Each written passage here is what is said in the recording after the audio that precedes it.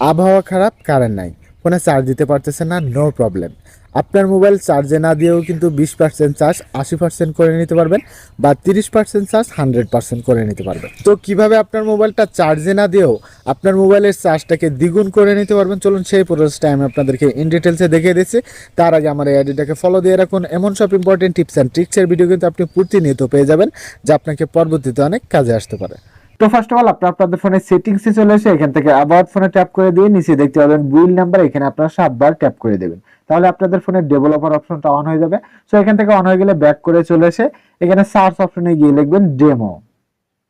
লিখলে প্রথমে যে অপশনটা দেখতে পাবেন এখানে ট্যাপ করে দিবেন। তারপর এখান থেকে সিস্টেম ইউআই ডেমো এই অপশনটার উপরে ট্যাপ করে দিবেন। দেন এখান থেকে আপনারা এই দুইটা অপশন অন করে দিবেন। আমার এখানে আগে দেখে নেন, আমার চার্জ কিন্তু 36% রয়েছে। আমি যদি এই অপশনটা অন করে দেই তাহলে দেখতে পাবেন আমার চার্জটা কত পার্সেন্ট আসছে।